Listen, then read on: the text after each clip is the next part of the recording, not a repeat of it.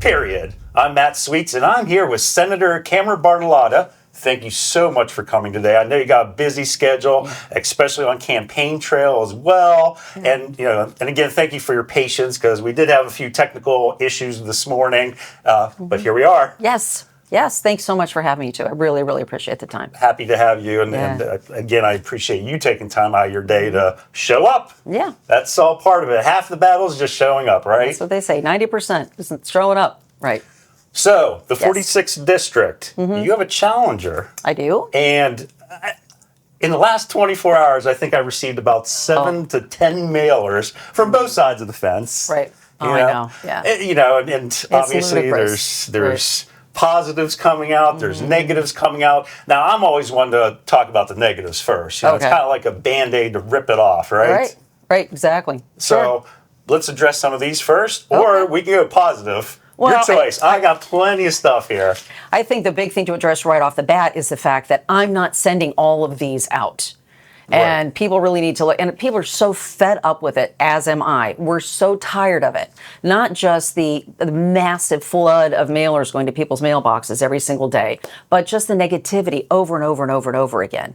And, people just tell me, I just throw them out. I throw them out, and people are getting disgusted by it. And I've never seen anything like this ridiculousness in a state senate primary race. Right. The last time I saw something even similar, it was actually, when was it, 2014 or 13, for state senate, you against Tim Sullivan. Yeah. Nothing like this. No, this is absurd. This is you and Timmy on steroids, okay? Yeah, but this is happening because of the backers of my opponent. They're also backing opponents of other sitting incumbent Republican state senators across the Commonwealth. Really? Lisa Baker and Chris Gephardt. They've taken a little bit of focus a little away from maybe Chris Gephardt and kind of really pushing it against me and Lisa Baker. Right. And Lisa Baker is the chair of Judiciary. Chris Gephardt is on the committee. Well, he proposed legislation. We haven't even discussed it yet. We haven't even discussed this. But this is all about skill games. This is pace-o-matic skill games. Yeah, what's going on with all this? Because I keep hearing, and I see in the literature, dark money going to your opponent.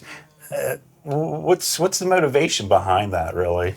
Pace-o-matic owns a massive skill games operation, and people, I'm sure, have been seeing them pop up like dandelions all over every single corner of Pennsylvania. That's because Pennsylvania is their cash cow. They're literally making billions of dollars in Pennsylvania. They've been kicked out of several other states because of how they operate. Okay. They claim to say they're not gambling. They're not a gambling machine. It's games of skill. Well, if you put money in and you press a few buttons and you can either win or lose money, I think that's gambling. And correct me if I'm wrong, Senator, but how much skill does it take to hit a button? I don't think it takes that much skill. No. Maybe I'm off on that. I don't know. No, I think the skill is trying to scrape enough dollars out of your budget to stuff into one of their machines. Yeah. And here's the thing that a lot of people don't understand. Children are allowed to play these things. Really? I did not know that. No. Wow. They're unregulated. And they put these machines around schools, and they put them in areas of low economic means. They're in laundromats, and they're in every nook and cranny, every bar, every restaurant, almost all over the place. Everywhere, right. Yeah. So, and they want to be unregulated. They want to remain that way. I'm sure every industry would love that. Right. And they don't want to be taxed like slot machines or even close to it. So it's been an all-out war, them against the sitting Republican incumbents who could vote to regulate or tax them. And they have found warm bodies with a heartbeat in opponents. In my case, and in Lisa Baker's case, and in Chris Gephardt's case. And it's very clear that they're just trying to unseat anyone who could regulate or tax. And they're trying to find people who they can control and buy and manipulate so that they won't do that. So this big gambling tech and slot machine company, they basically want to get rid of y'all because they want to pass better legislation for themselves to get them closer to kids and also get a tax advantage on top of that. Well, they're not slot machines. They're not they're not part of gaming. Right. And right now, that case is still in the Supreme Court. Interesting. And they haven't released their ruling. So right now, Pace-O-Matic is putting as many machines in as many nooks and crannies of Pennsylvania as possible to try to pull as many dollars out of people's pockets as they can before a ruling comes down that says that they're gaming. They're gambling. They are gambling. Like Yeah. I said, what skill takes to put money, like you mentioned, you're putting money in Yeah. and possibly getting money back. Yeah. That sounds like gambling to me. It is. And the fastest growing demographic of gambling addicts today are boys aged 11 to 17. Wow. You know how addicted scary. it is. Very scary. Look at just the regular video gaming industry. Look at the demographic that's there. These are young boys addicted to just sitting there and spending hour after hour after hour in front of a screen and playing these games. Add a gambling component to it. What the heck are they going to be doing when they have this addiction and they're out of money? That dopamine rush, it's... Where are they going to go? Look at social media in general. At the federal level, they've dealt with cases regarding this and attacking our youth. Same type of principle, right? Yeah. But imagine them losing money. That's at the same very time. scary. Well, especially in that age group, losing mom and dad's money. Yeah, exactly. Or the neighbors or wherever. Or sadly, sadly, people that have addiction issues, stealing things, stealing jewelry. I mean, we've all heard the stories time and time again. So sad. Tragic for them, but... And if you'll notice, you're not going to see all of these skill games popping up in like Fox Chapel. Right? You don't now to come to think about it. Right. No, not in the affluent areas because that's not who they're preying on. Right. And there's a stool in front of every one of them for a reason because they will plant themselves there for hours at a time. It's really a bad situation. And I want to be very clear about something. Ever since from the very beginning of the conversation with skill games, I am all for our social clubs, our VFWs, our American Legions, our fire departments. For the love of Pete, if this is a way that they can get some kind of income because they're just struggling like crazy, I'm all for it. I'm all for it. Let them use those games. But you know what?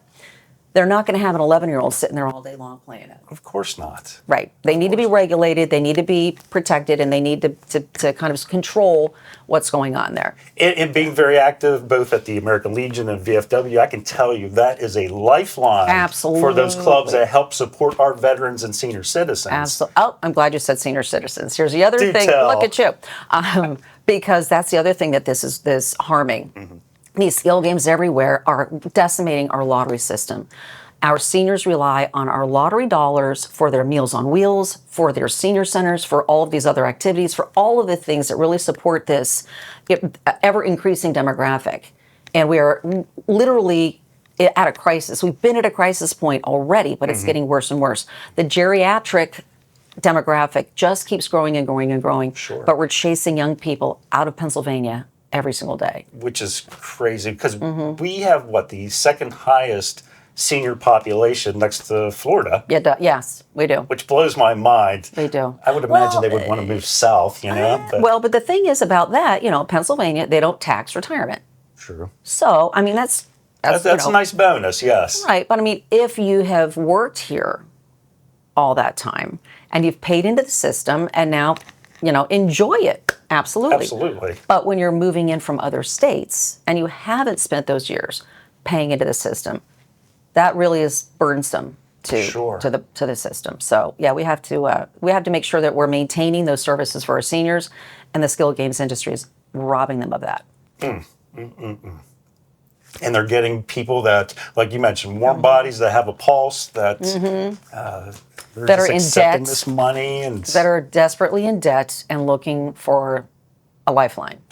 Now, moving and continuing to talk about dark money, your opponent will sit there and say that you're getting dark money from Philadelphia and all these other special interest groups. They're.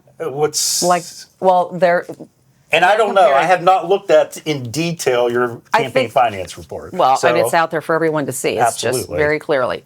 And I think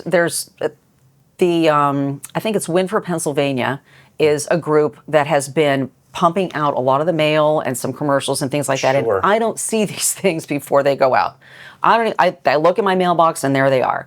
So people need to take a look at what the disclaimer Right. means paid for by. Right. So the disclaimers that say paid for by CAP, Citizens Alliance of Pennsylvania, those are the ones that Paysomatic has been literally pumping millions and millions and millions of dollars into. Wow. And when you take a look at, well, if he ever puts it online, if Al Buckton has had an issue with submitting his campaign finance reports. It's still late, the second one.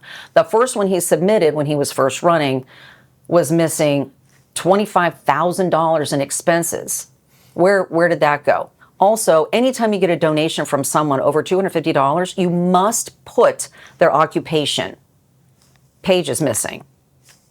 And, it's just a matter of making sure that you're transparent and that you're honest. So that's been a challenge, for my opponent all along. In campaign finance reporting, that's the basic paperwork. What happens when you get to Harrisburg? Right, exactly right. So he's late. He's late with this second batch of them. Where's the money coming from? And you will see clearly that hundreds and hundreds and hundreds of thousands of dollars, almost every single donation ever, contribution made to his campaign has been from CAP, Citizens Alliance of Pennsylvania, who have been getting millions from Paysomatic directly fed into them. Didn't he just get like $500,000 or something? I saw something floating from around CAP. somewhere. Yeah. Wow, he got Exactly. $500,000 from CAP alone. 675,000. I believe. I have to look at the numbers again, but it's just an extraordinary amount of funding. That's a lot of funding Yeah. for a PA senatorial race. I don't know what the average is, but I would venture to say this particular race, there's been some serious coin spent. Yeah. Well, and again, my opponent isn't Al Buckton, it's Paysomatic and CAP. And they're trying to buy a Senate seat. And CAP has been trying hard to flip the Pennsylvania State Senate to Democrat. We have a slim majority in the Senate right now, and we are the firewall. We are the firewall because in the House, they have a majority of one Democrat in the House. And I want you to ask yourselves, okay, if CAP, Citizens Alliance of Pennsylvania, were so hell-bent on being conservative and making sure that we have conservatives in the legislature, don't you think that maybe they would take 1 day's worth of spend with all this junk mail they're throwing out there, with all of this stuff, 1 day's spend? They could unseat one Democrat in the House, and we would have a majority again. And we would be able to put so many meaningful bills on Shapiro's desk tomorrow. That's not what they're about. That's not what they're about. It's all about controlling a Senate seat for the skill games industry. And it's disgusting. It is disgusting. And I'm fed up with all the mailers and all the nonsense and all the busyness. But here's what buckle your chin strap, because I just heard yesterday that my opponent's backers, the skill game industry, have just purchased 700 whatever bytes, for advertising. You're going to see nonstop commercials against me, for him. Yeah, can't wait for that. Yeah, so you're going to be inundated. And, I believe what they've been doing is evident.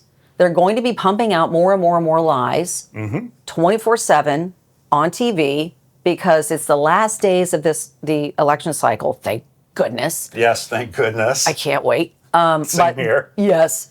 But the idea behind it is pump out every single lie you can possibly pump out there to try to flip even a few voters at the last possible minute. And, how do you combat that? How do you combat that? And what I've been telling people everywhere, don't believe the last thing you heard. Don't even take my word for it. Go to the facts, go to the source, go to my Senate website, senatorbartolotta.com. Just go there and take a look.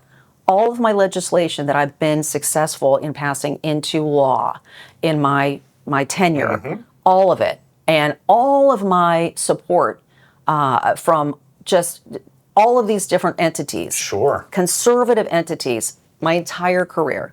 Very conservative focus. It's all there for everyone and anyone to see.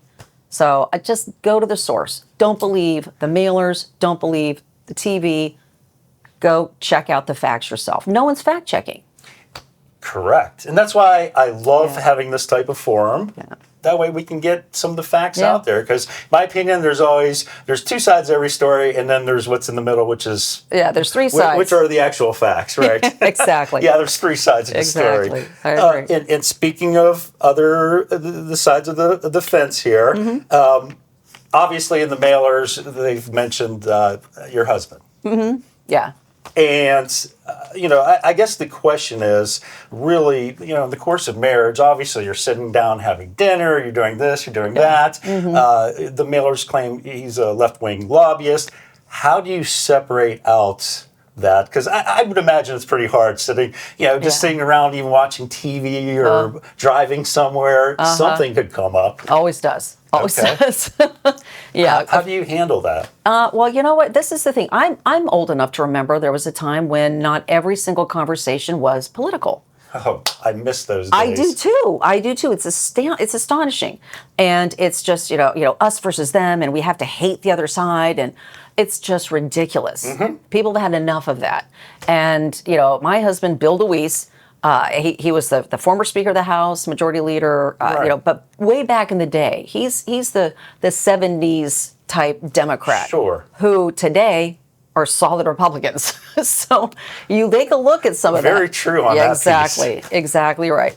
And we argue often about different things. And I've come out, over the years. I mean, we were married in 2020, December 2020. So that means he was my husband 4 years ago when I ran. Right. Unopposed, supported by everybody. I mean, it was just but all of a sudden, it's this massive issue. Like I was hiding it. The pictures that they're putting out everywhere are pictures you post. I posted on my own social media. Right. So it's not like you hid it at all, right? No. And the fact that Bill DeWeese's name is in my opponent's mouth every day is amazing. And every time they bash Bill DeWeese, I get another vote in Greene County. Oh, I believe it. And parts of Washington where he represented them very, very well. So, they want to bring up, what had happened in the past. And first of all, I'm running on my own record, not his. Right. And I think it's insulting to all the women voters out there who see this nonsense and think, oh, okay, well, I guess, if you're a woman, you're only going to have the thoughts that your husband has. Right. I think that's incredibly insulting. It's all you have to do, and insane to think that way. But well, but again, they're throwing every single thing at the wall to see what sticks.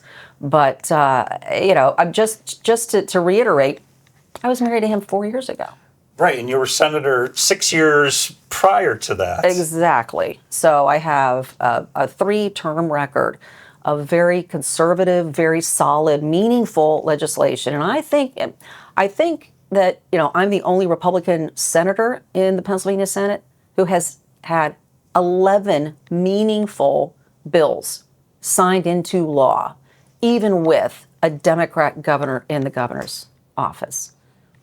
That's pretty impressive. Well, but you know what? That's because it happens when you get along with people and you I was cooperate. About to ask, so how do you get legislation passed? I mean, you have so many senators that you have to wheel and deal with. Then you have, the House and so forth. How do you get it through? I mean, while still maintaining your independence and not being at the will of someone else's agenda. Well, it's pretty much old school. It's the way things used to get done and should get done. So what I have accomplished over years and years and years is getting together with other legislators. We go to Philadelphia and we'll have 12 dinners a year in Philadelphia. And it's a table with like 10 or 12 or 14 people, all different legislators. They're Democrats, Republicans, House, Senate, all of that. And we just break bread and talk and get to know one another as human beings. Nice. and have conversations. It should be, to have It used to be like civil that. conversations, Yes. and Yeah. you know, we can agree to disagree on things, Yeah. but at the end of the day, I still respect your opinion and vice versa. Right. And not take it so personal. Right. It's not all out war. I mean, it used to be Exactly. Reagan and Tip O'Neill, they would argue on the floor and during the day. And, you know, after that, it would be like they would go and have a beer and have a conversation. Right. So, you know, you don't have to, cooperating isn't caving. And I think we need to get back to that. And I have really worked at it for a very long time. And I have worked on legislation with other folks across the aisle and across the building. And they have helped in many, many ways because they know that I'm not crazy. Right, right. And I'm not out to get them. So, you know, we've done that in Philly, in Erie, in Scranton, in Harrisburg, in Pittsburgh. And I built relationships with folks. And that leads to proper governing. That leads to cooperation and understanding one another. Sure. And I've worked with the most recent bill that was signed into law. I'm very, very, very proud of. Jen O'Mara is a Democrat from the Philly area. Okay. And the two of us, through these dinners and things, we were talking about this. And she had a bill she'd been working on for several years. Her father was a firefighter in Philadelphia. And Jen, when she was 13, was the one who found him after he'd committed suicide. Oh. And he had a battle with PTS. I call it PTSI. It's an injury, not a disorder. So she and I worked together for a couple of years, and we finally got that signed into law. And I will always call it Jen O'Mara's bill, even though it was my version in the Senate that was signed into law.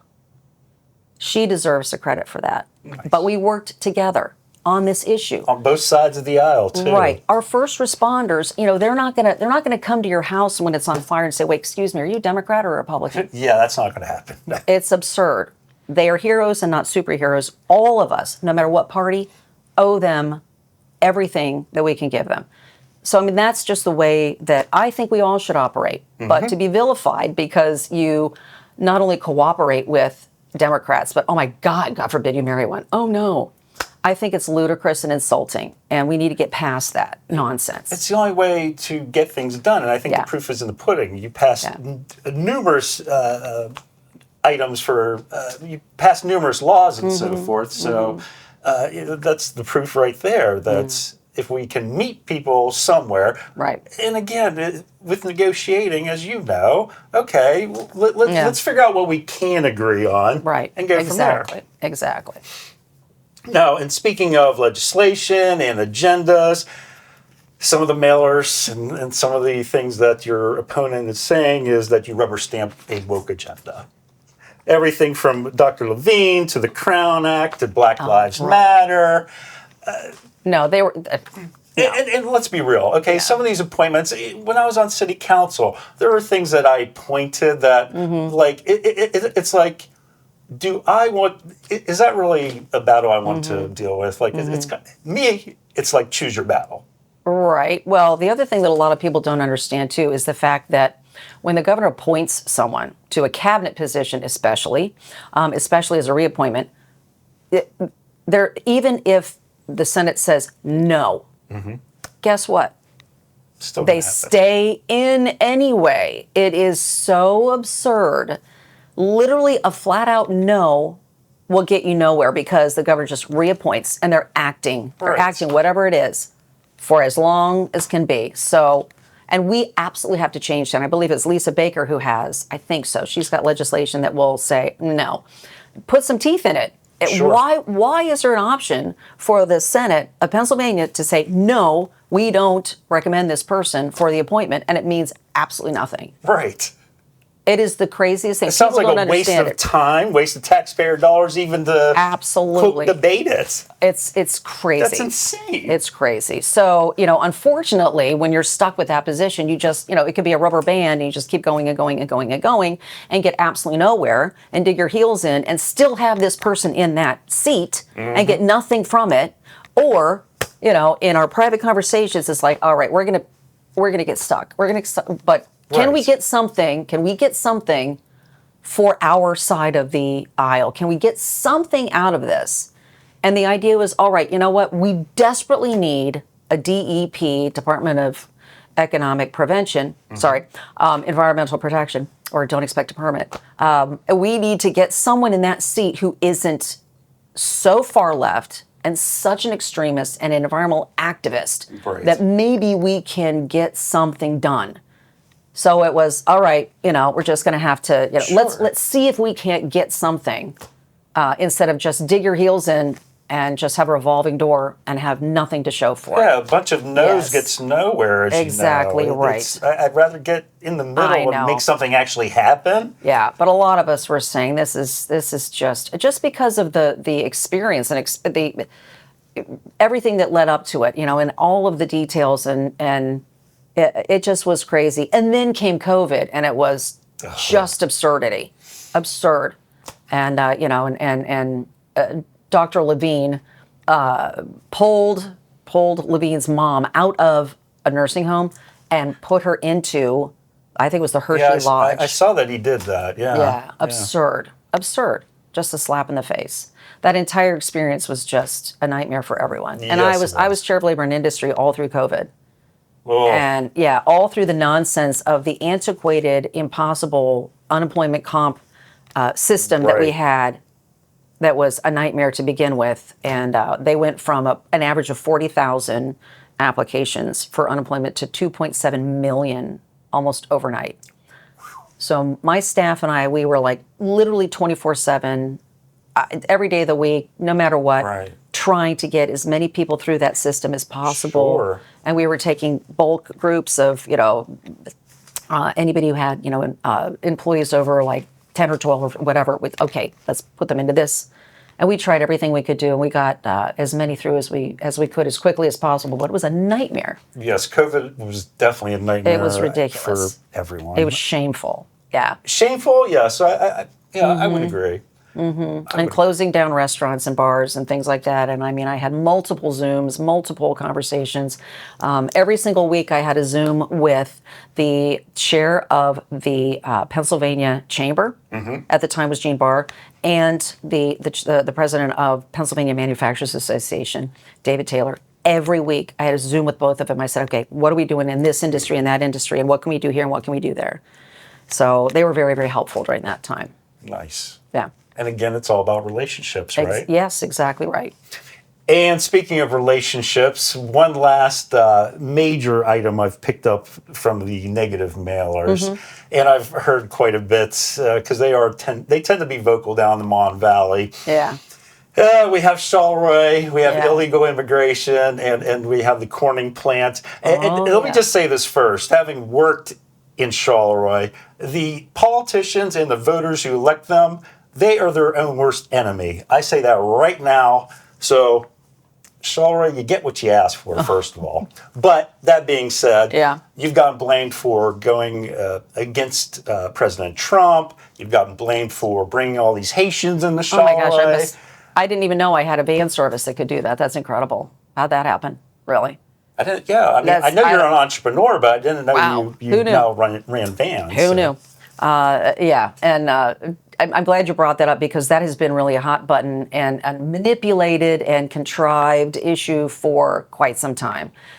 We had one employer that had been for years trying to go from one shift to multiple, couldn't get people to work in the plant. It's not fun work. Literally the big rooms that were freezers and standing there packaging, it's just packaging. Repetitive, boring, but you still need to do that. And, he was looking for more employees and he'd been trying. So he reached out to some staffing agencies, not the staffing agency that they were talking about in some video recently. Okay. Wasn't from them. None of the folks that he hired none of them came from that particular staffing agency. I think maybe they found like one because they left that one and went to another. But anyway, the idea here was the fact that I knew that there were a small group. I was talking about a small group of individual legal immigrants. You might hate the way they came in. You might hate the temporary protective set. You might hate that, but these individuals took that program that was legal, and that's how they came in, and they were going to work. Again, not all of them.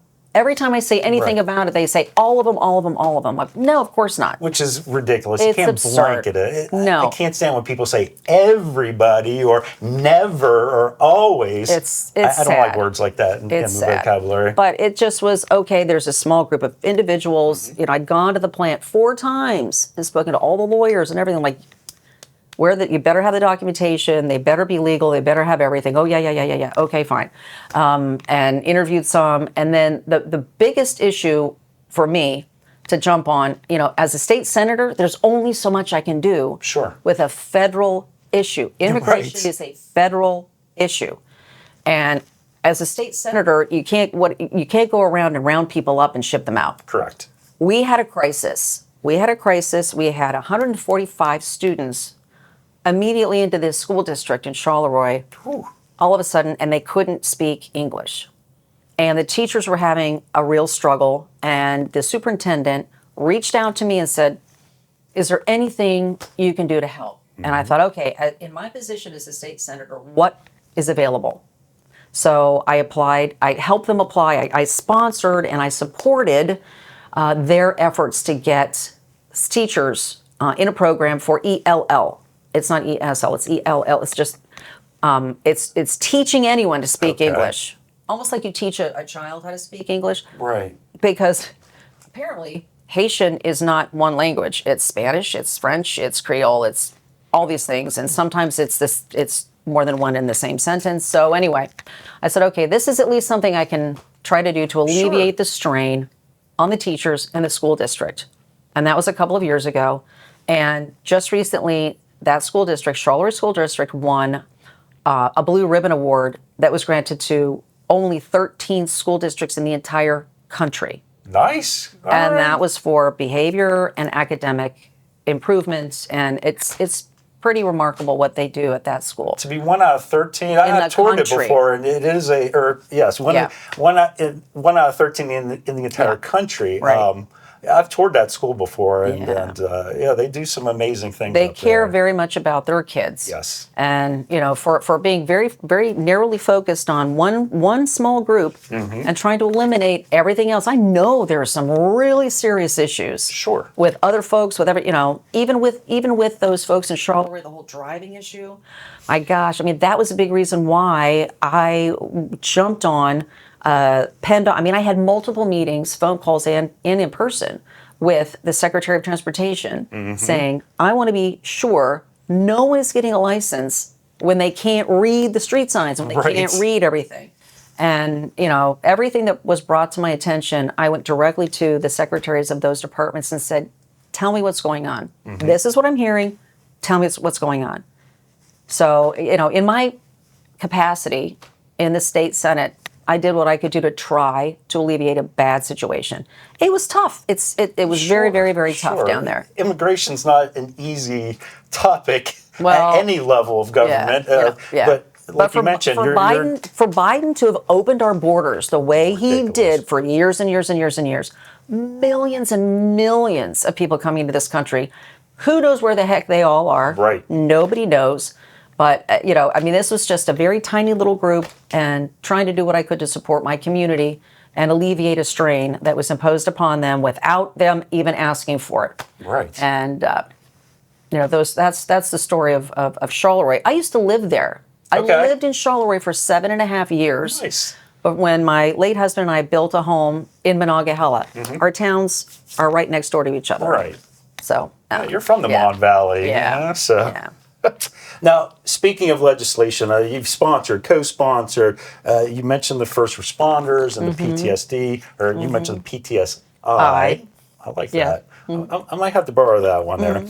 You've also done work with protecting domestic violence victims, job training, fresh water, responsible drilling for oil and gas, increasing transportation access with Uber and Lyft, safer working conditions, school bus safety enhancement, protecting the Second Amendment. I got something else, so I can't even read that one. And you're on a number of committees as well. Yeah. My goodness. Now, you mentioned the first responders and the PTSD. Is that the legislation that you're most proud of? That's one, but Okay. one of the ones that I'm very, very, very proud of too was very early on, Okay. and that was Tierney's Law. Tierney Ewing. It's named, unfortunately, in her memory, because Tierney Ewing was married to a monster. I won't even say his name, but she was married to this despicable individual for years and years and years, abused her horrifically. Make a long story short, this abuse culminated in kidnapping, her escaping. Oh, my. It was just awful. So she managed to get away from him, and we thought, oh, that should be the end Sure. the good end of a story. No, because this monster was given bail and an ankle monitor. But guess what? The ankle monitor wasn't even for judging the distance to his victim. It was like testing the alcohol in his system. It was absurd. So you got a scram device. What the hell is that going to do Yeah. against domestic violence? Nothing. So he ended up contacting her and threatening her family, as he had done. She goes back with him. He kidnaps her again, ends up my goodness. killing her. And we have to do so much better, because in that case, the district attorney, the deputy district attorney at the time was handling the case, and she was begging the judge, begging him, don't let him go. Do not give him bail. Don't let him out. He's going to kill you. He said it over and over again. He's going to do it. He gets some jewelry and $7,000. He's out on the street. So Tierney's Law says there are two different risk assessment tools available for judges to use when determining if there's going to be, a lethal consequence or reoffending or victimizing. Sure. Use these risk assessment tools, plug in the information, take testimony from family, anything like that. Do your due diligence and make sure you don't let these people out. So Tierney's Law, in memory of her, and God bless them, both of her mom and dad were still alive at the time. They've since passed, but they were there at the bill signing when it was signed into law. Much, my heart goes out to her and her family. Wow. We have to do better. My family has a long history of domestic violence. My mom, my sister, my aunt.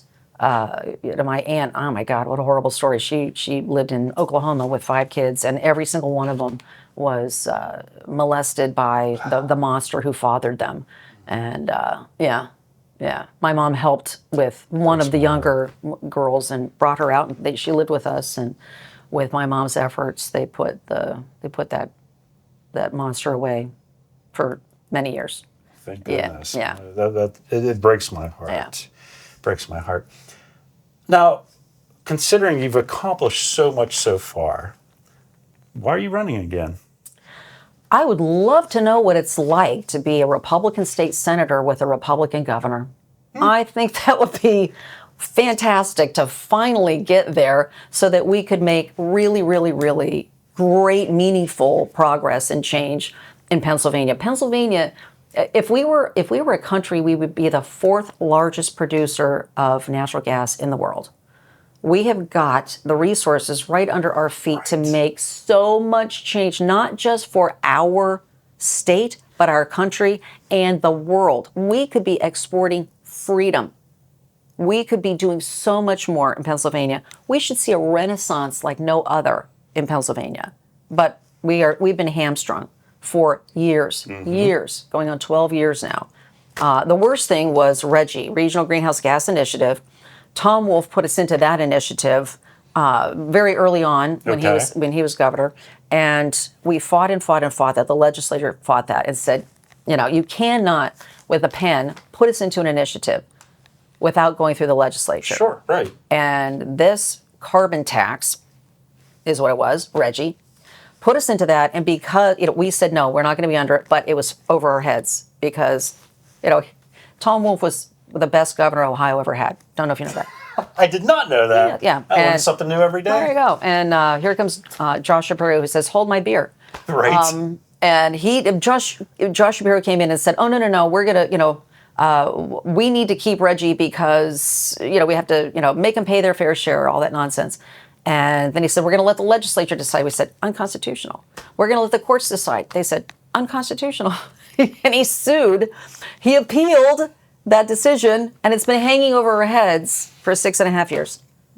So that's why your electric rates are so high. We have had no investment in energy production for 6.5 years. But we fought, our whole Republican caucus fought and held the line, and we were able to get Reggie taken off the plate with this last budget. So we're seeing finally some investment in energy production again. Hopefully it's not too little too late. Right. Now, what are you hearing on campaign trail? Because I got a few issues we're going to go through, but what do you hear on campaign trail? Well, early on, when my opponent was even circulating petitions and knocking on doors and things, I have a friend whose neighbor called and said, "Hey, I just had this guy come to my house, and it was his neighbor, and I know her name, but I'll leave that out." And Butchie knocked on her door and asked for her signature to get on the petition, and she says, "Wait a second, our state senator's Camera Bartolotta," and he said to her, "Oh no, she's not running again.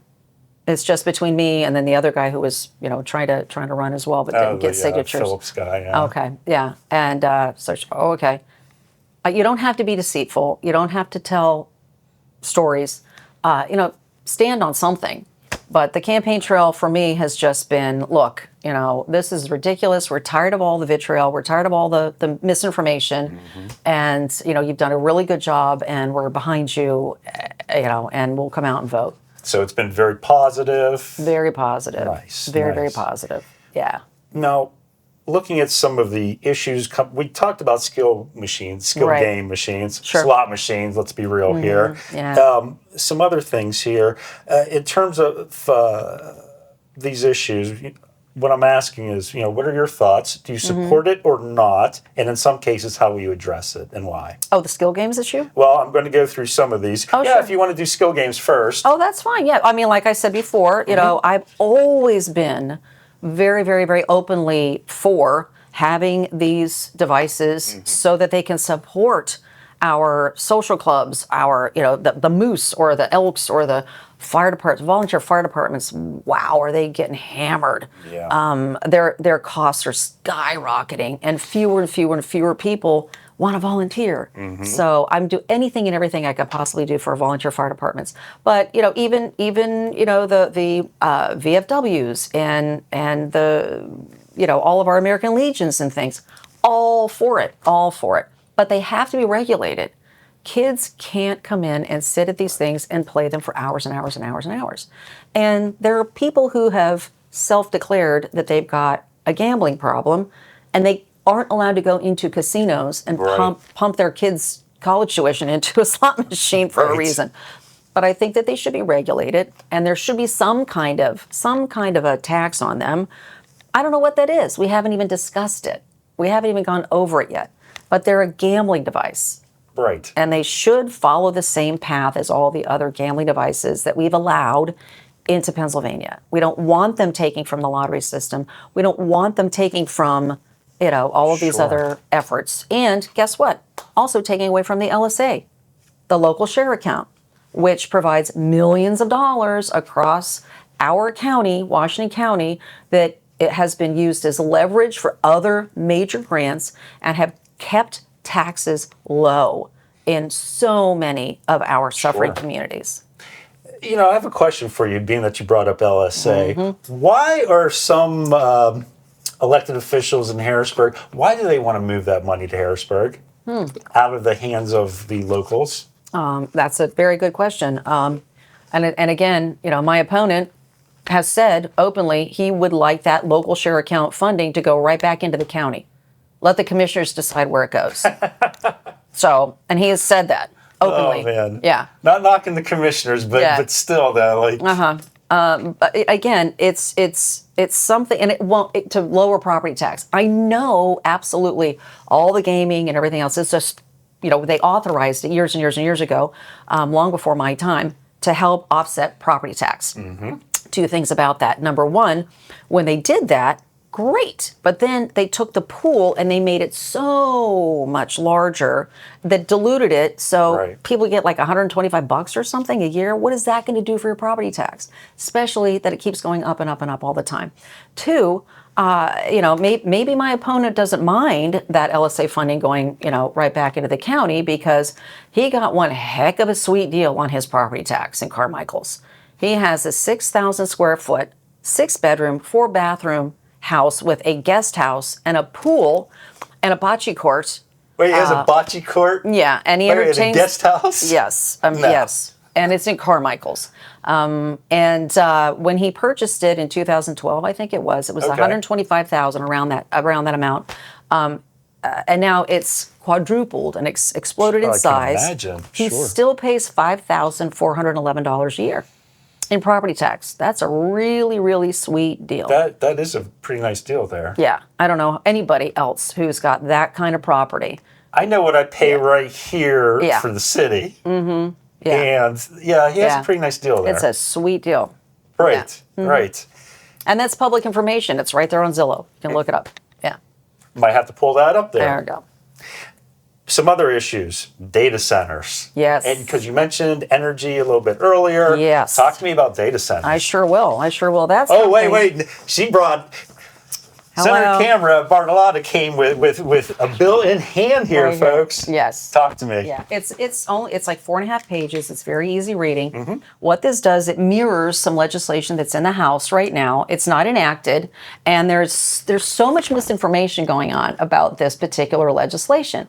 It's called accelerated permitting. You might be covering. Oh, I'm so sorry. Oh, thank you for that. And hammering on the stupid microphone. I got to look out for my people, Oh, yes. Anyway, so Senate Bill 991. It's called accelerated permitting, but it's really accelerated application process.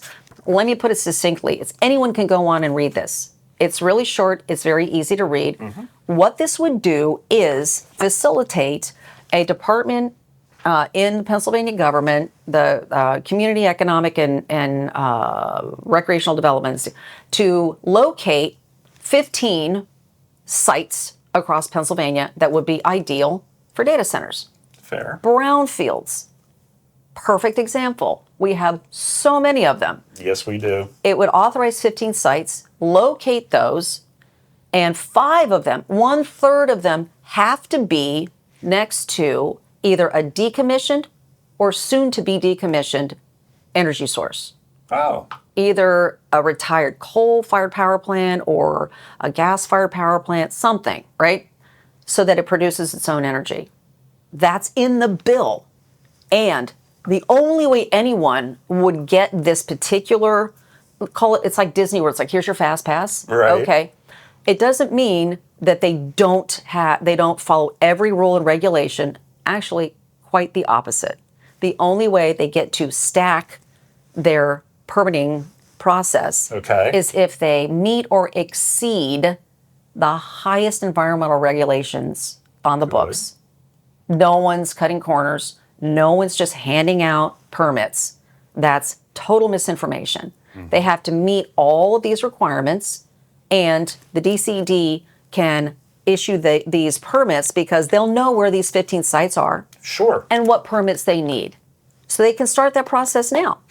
So there's a cap on the number of data centers you can have in Pennsylvania, then? No. Okay. That's not it. No. Okay. No, all right. No, okay. There's not. This particular bill just allows... Deals with the application process. It's just the application because we know how awful it is for anyone who wants to put billions of dollars of capital investment in Pennsylvania to get a permit for anything. Right. Sometimes it's 18 months or 2 years or whatever for one kind of a permit. It's crazy. This would allow for these particular areas where we know they are so that they could start the permitting process already before they even have an investor interested. Mm-hmm. It's like, okay, we're going to pre-package this for you. Mm-hmm. All right. When you go to a drive-through, they don't start your order when you pull up. Right. Okay. There are things cooking in the back, and it's like, okay, this is how we're going to fill it. That's sort of the same idea. Okay. All right. This is a way that Pennsylvania cannot lag behind, by years and years and years. We can catch onto this train of this massive investment without it leaving the station and leaving us behind. That's all it's doing. Well, and people need to realize AI is not going away. No. My undergrad software engineering, and I can tell you, this is definitely. It's not like what were those NECs or whatever? You remember that art stuff that they were selling, the digital art and all that? No, those were fads. This AI is definitely sticking around. That's not going anywhere. Well, and again, data centers are not just for AI. Right. But they typically are kind of married to some exactly. extent. You need, if you're going to have an AI center that's a hyperscaler, you must, in Pennsylvania, you must provide your own energy because they require so much energy to do so because everything has to work so fast. Right. Okay.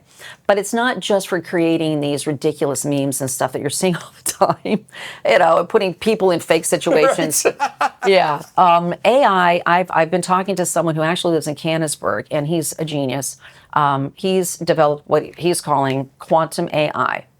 So that's something that I've introduced him to Senator McCormick, and he's been talking with all of those folks. He's getting verified by Carnegie Mellon and all of this. And imagine, if you will, if this really is the real thing, his quantum AI program can do what an entire acre of servers can do on a laptop.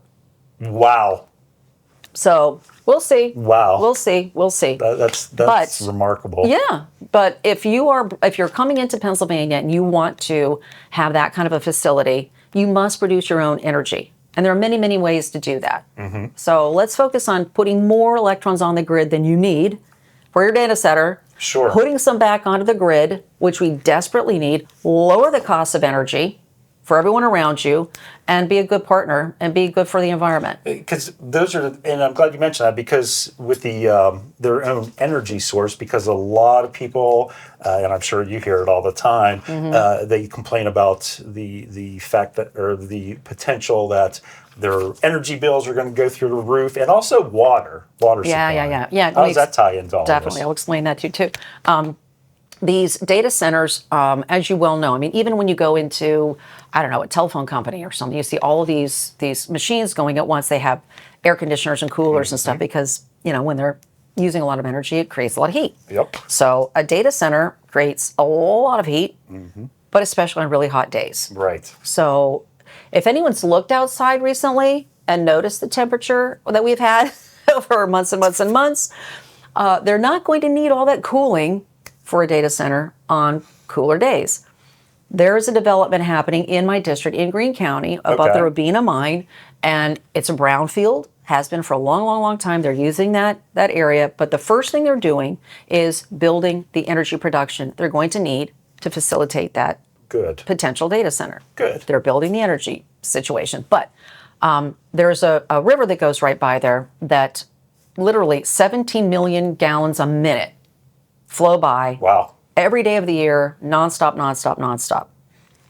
On the hottest days, they're projecting that they would need 18 million gallons for the entire day to cool the data center. And no, the water does not go back into the water source. That would be like thinking that your radiator that's cooling your engine is leaving a trail of water behind it. No, it recirculates and it evaporates. That's what causes the cooling. So no dirty water going back into anything. Again, this is a newish kind of technology, but I think there are already over 100 data centers in Pennsylvania right now. Really? I think it's either 105 or 109 already out there. They're already there. And Did not know that. Yeah, the important part about data centers is everything is digital. Everything. All of our military information, all of your medical information, all of your banking information, all of it is digital. We would like to have all of that information on our soil. We want it in America. We want it controlled by us, protected by us, and defended by us. And I think it's, it's national security, it's all of it. And I think that's a big reason why we're trying to find all these different places. Speaking of security for a second, I'm getting on a quick tangent. It blew my mind that President Trump and the entourage going to China. they weren't allowed to take their cell phones or laptops. They gave them like burner phones. Oh, absolutely. And temporary laptops. Oh, yeah. Just because the threat of some type of cyber attack was it's not a threat. So it high. Happens all the time. That is insane. All the time. And people don't realize that. Yeah. And you mentioned, medical information, financial information. Yeah. How about all the Bitcoin stuff going on? I mean, everybody who's ever invested in that, I mean, I don't get it. I do it. But I mean, it's all there. It's all digital. Everything is digital. And imagine if that were, in the hands of, let's put data centers, in India? Right. Or China, God forbid. I mean, we need to keep all of that very delicate information protected. Right here, exactly. I mean, that's like putting a data center right in Putin's backyard or something. I mean, come on. Right. Yeah. So I mean, I'm all for it if they use brownfields, they produce their own energy, and and in my legislation too. Big part of it, local control. Local control. They have to prove that they are going into an area that's zoned for that. So don't believe all the lies and the misinformation out there that is just being pumped at you. It's very easy to read. It's Senate Bill 991, 4.5 pages. It's all there. It's all there. Sounds pretty straightforward to me there. One of my favorite ones that's been coming up in numerous states, recreational marijuana. Right. How do you feel about it? Yeah. Do you support it? And what are your thoughts? Well, here's my thing. In 2016, I worked very, very closely with the maker of the bill for medicinal cannabis. I remember you working on that, yes. Well, because you know what? I have looked at things, I've studied things, and very, very passionate about the healthiest way, the most natural way that you can alleviate symptoms and conditions and all of that. We have things available to us that God put on the planet that can do the most good for your body, right? If you have a particular condition, it's not because you're, in synthetic, kind of drug deficient. So, but I truly do believe that there are many, many, many benefits to medicinal cannabis, the different traits, the different categories, and all of those things, different strains. Israel's been doing research on this for 60 years or something, and there are a lot of benefits. Okay, I think that in Pennsylvania we messed up medicinal cannabis so badly. Really? Okay. Oh, licenses going to places that they never should have gotten it. Okay. Unchecked, unbacked. Crazy. A lot of the money that was supposed to come through the medicinal cannabis was supposed to go directly to research. Right. Nah. It just fell into the black hole? It's crazy. And I think it was such a mess that I would love to have, we need to really take good control of that. We need to make it work the way it was intended to provide decent, prescriptive kind of resources for people who desperately need it. I've seen what it does for children with Dravet syndrome. There was a little girl whose mom, she brought her into the Capitol building with many, many other kids who had these different issues. This one beautiful little girl, literally just almost a vegetable in a wheelchair. But because the parents found a strain of cannabinoid oil, Charlotte's Web, and she was receiving that, she ended up going to dancing school. Really? Yes. That's awesome. Yes. So let's look at the benefits of things. Let's make sure that the legislation is followed and protecting the research and getting the medication to the people who really need it and not turning it into a giant cash cow for another state or Canada. Right. So, it's like 3 times the price as some of these people can get in New Jersey, or it's just Ohio silly. or some anything. We're surrounded by other states that do all of this. But I also believe that because we are surrounded by other states that have legalized recreational, that when you're driving through Pennsylvania and you get stopped for a ticket or whatever the case may be, if you have it in your possession, small amounts in your possession, you shouldn't be in a jail cell. Let's reserve those jail cells for people who really need to be the heck off the street. Right. Well, and in speaking of legislation, always trying to catch up with the technology, and you mentioned people getting pulled over. Obviously, people that have marijuana in their system, it can stay in their system for 30 days. how are you guys addressing the DUI factor with that? Oh, that's my bill. Okay. So one of the things, we've had multiple hearings about this. Speaking of the medical cannabis issue, when that bill was passed in 2016 to allow for it, they considered child custody, employment, all of these other things, try to cover the bases, but they didn't consider the zero tolerance for driving. Right. Now, again, for the millionth time, I've got to explain, to be very, very specific, no one wants anyone driving high. Right. No one. But the thing is, right now, the state police kind of have their hands tied, and they really do want my legislation to cross the finish line, because right now there's zero tolerance, right? So if you have, one of the things that happened and was testimony in hearing, this young lady was driving. She got pulled over because she had a broken tail light. The cop, okay, give me your ID. And she's nervous, and she pulls out her medical cannabis card. And I've heard a story similar to this. Yes, it has the word patient written across the top. And he says, is this? She says, oh, sorry, wrong one. Because they look very similar. And he says, oh, they look very identical. Yeah, yes. Yeah. So the officer said, well, are you taking medical cannabis? And she goes, well, yeah, I've got you can't say prescription because it's still a Schedule 1 anyway. Right. A recommendation.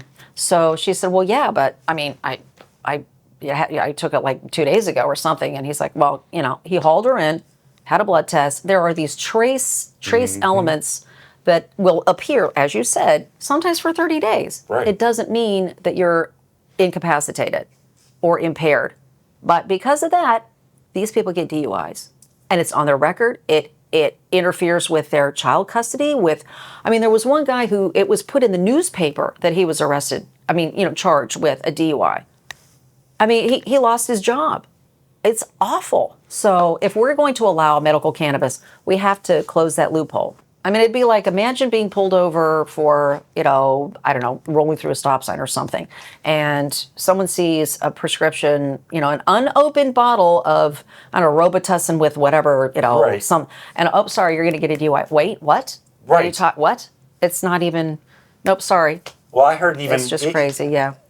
In the story that I heard about someone handing them their medical card as opposed to their license, that automatically triggers the probable cause for them to proceed with we have to getting close a DUI. that. So pay attention, folks. Make sure you hand them the right card. Yeah, but better than that, call your legislators and tell them to pass the medicinal cannabis DUI bill. Yeah. Yes. Right. Yes, let's right a few wrongs here, folks. One issue that I always have, this is not something I've heard out on the streets recently, but it's always something that I have always been an advocate of. Consolidation of some municipalities and school districts. Right. Can we please figure out a way to start, eliminating some of these fiefdoms and really do justice for the taxpayers? Because how many school districts do we have even in Washington County? Oh, in Washington County. In Washington County, what, 13? 500 across the state. That's a superintendent. I'm preaching to the choir here. You know this. Oh, I know. Superintendent, staffing, all these things for every single one of those school districts. Yes, many other states have county-wide school districts. Right. Exactly. And, we have cut down the number of school districts, but it's really, really challenging. And one of the things that a retired state senator used to say all the time, and it's very true, we know how to kill the Wolfman, we know how to kill Dracula, but we don't know how to kill a school mascot. So that's a good way of putting it. And it's pretty much sums it all up. And again, the thing is about consolidation, I totally agree with doing, top down. Right. Let's start with administrations. And I've helped. Right. I actually got a study done in Beaver County for some school districts and stuff because they really wanted to do like centers of excellence. Okay, here's one campus that was a school district. Let's turn that one into just for English and art and all, this kind of the, liberal arts type of thing. and music, and turn this campus over here into sciences and math and different kinds of things. And the kids could take different, almost like semesters, if you would. Okay. The bus would take them there, they would do all of that, and they would be able to have one AP calculus teacher, right? And you don't have to have one in every single, or you just miss out.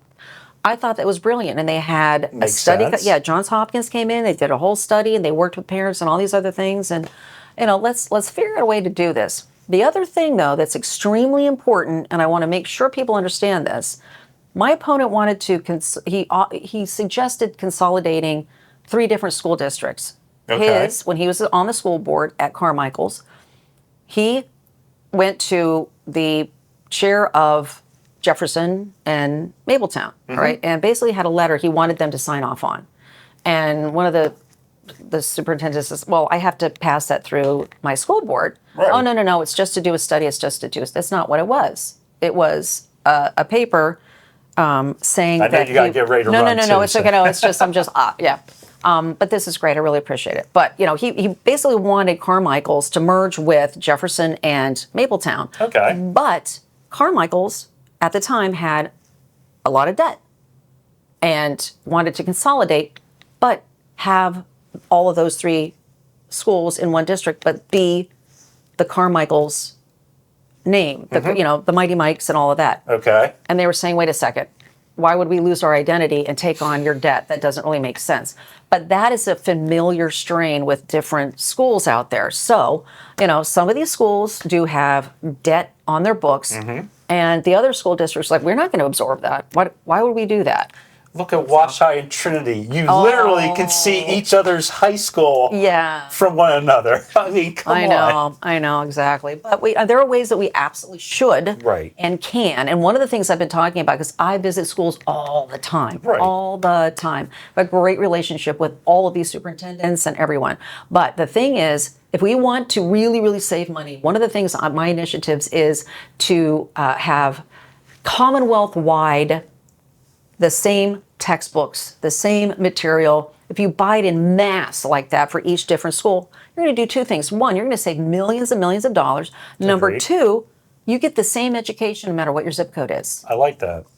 So sounds like it makes sense. Well, common sense legislation, right? There are things that you need to do. Transportation is one of the number 1 issues for these schools, and especially in my district down there in Greene County. My goodness, very rural. Very, very rural. But again, it takes an hour on the bus every day for these kids to and from. So I mean, you can't make the kids closer to the school. It's just you have to consider how to economize, how to buy in mass, how to make sure that you're doing the best. And again, if we have countywide school districts, I think that would be great. Maybe we could consider it and do a study and say, okay, how much can we save? Can we do this through attrition? We're not going to fire people. Attrition would probably be the easiest, the best way. And they've done that up in Beaver County. There's 1 superintendent for 2 school districts, and he's taking 1 salary. He's not taking both salaries. I would hope he wouldn't take Of course, both. but again, you're like, but just from the administration down, from all of the materials and things that you need, you can consolidate that. And we can do it through our IUs, our intermediate units. Right. There are ways, and I've been working with people for a very long time, but you had to get, unfortunately, to a crisis point where parents like, oh, wow, I can't afford my property taxes. You can't get a sweet deal like Buckton does everywhere. So, how I can't afford property taxes. I don't have kids going to school. What are we doing? Right. And it's way past time that we try to do that and look at it. Oh, I agree. I don't have any kids, but I'm still paying school taxes. Exactly. Well, I mean, I get it. I'm all for education, always have been. But if we get some relief there, for it also would be nice that if 8th graders can read when they get out of school. That would be nice if people can actually read at their level or even higher. That would be nice. Be awesome. Yes. I know you got to run. Okay. Wrapping up a few things here. Why should people vote for you? Exactly. As I started out, I'm very, very transparent. I am very, very easy to reach. I am out in the public constantly, always have been, consistently for my entire tenure.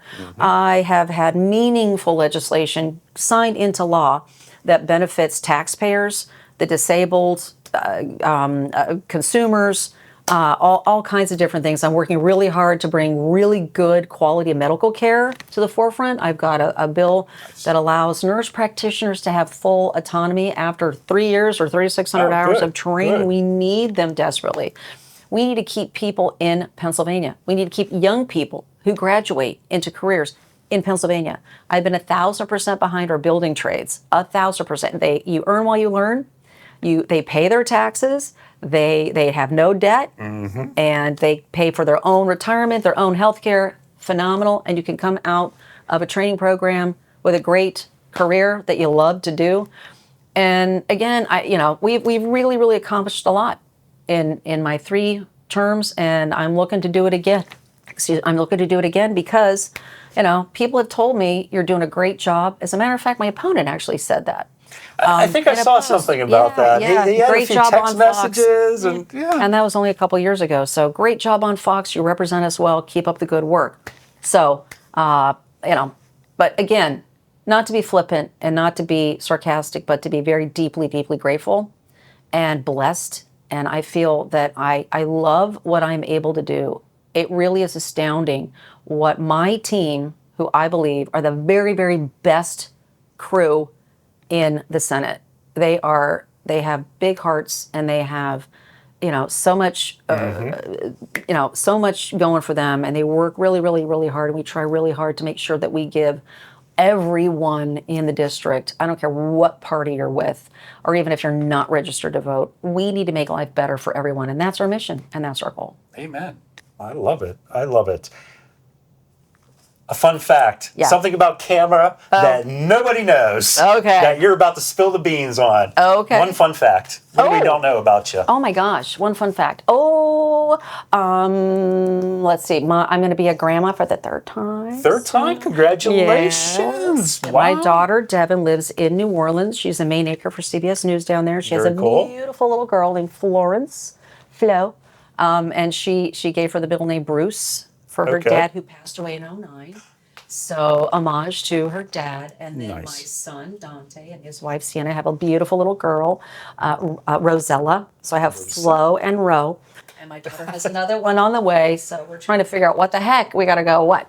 Who's it going to be? Flo, Ro. I don't know. I don't know. I don't know. Yeah, anything. So that's Nice. Well, congratulations on that as well. Appreciate you. And I thank you so much for taking your time to come here today. I know, our studio is not close to WPXI, because you used to have your own TV show. Yeah. Way back, right? Well, actually, it was called La Dolce Vita. It was a lifestyle, an Italian lifestyle and cooking show called La Dolce Vita, and I produced it and edited it towards the end there. Nice. But yeah, we had 7 episodes, and it was aired on PXI. It wasn't in a studio. We had one of our sponsors build the studio out there, in Cranberry. So it was really, really fun. And the last day that we aired, we beat the NCAA in ratings, and we had more women viewers than Father of the Bride, because the chef I had beat, though, looked like he peeled him off the cover of GQ magazine. It was a lot of fun. We had a really good time. Nice, very nice.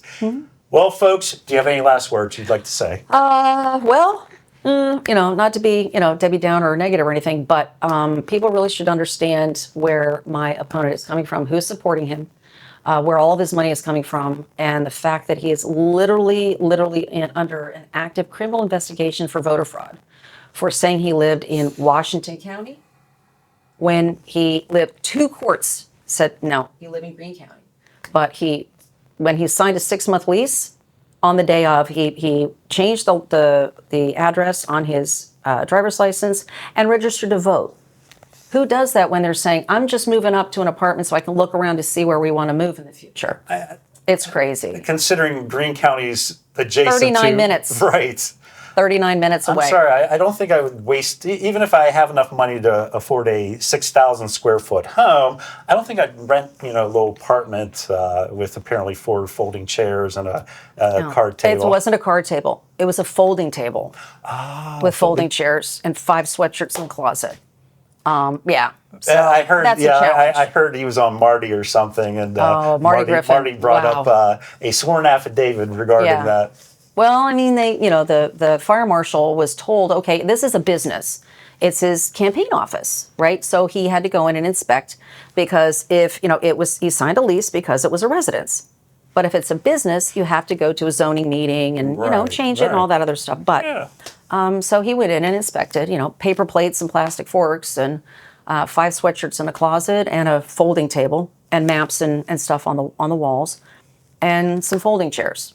But yeah. Isn't that how everyone lives? Of course. And then they say, I go home every morning to Greene County. Wait a minute. I thought you said that. It's a lot. It's a lot. You have to be transparent. You can't try to fool the voters. Right. And even the Commonwealth Court, and again, I know I'm rambling. However, on Marty Griffin, I'm glad you brought that up. Because even on Marty Griffin, my opponent said he doesn't know who Pacematic is. Wait, he really said that? He literally said, I don't know who Pacematic is. I will leave you with this. The day of the hearing in the Commonwealth Court, March 27th, my opponent was literally, and his wife were escorted into the courtroom by Mike Barley. Look him up. The top lobbyist for Pacematic. His attorney for that hearing, and one who put out a cease and desist letter and all kinds of stuff, Matt Haverstick, the top lawyer for guess. Slaughtomatic? Pacematic. Pacematic, yeah. That's his attorney, but he doesn't know who Pacematic is. So just it's just so contrived, and it's just thinking the voters are, gullible. And we can't have that. We cannot have the Senate seat owned by skill games. And I think it's very imperative that everybody really, really look at the truth, look at all the facts, look at the evidence, look at the truth. We need to share the truth. And I think it's going to be very evident on Tuesday, May 19th, that the voters are sick and tired of the games and are ready to have someone in that seat who fights for them and isn't working for one entity. Yeah, so that's what I'm asking people for. There you have it, folks. Thank you. Thank you so much. This Pleasure, was Senator wonderful. Bartolotta. Yes, always good to Always meet you. appreciate it. Sorry, I had my marker in my hand as well. That's okay. And thank you very much for tuning in. Make sure you continue to like, follow, share, and subscribe to the America Period Network. And we'll see you next time. Thank you.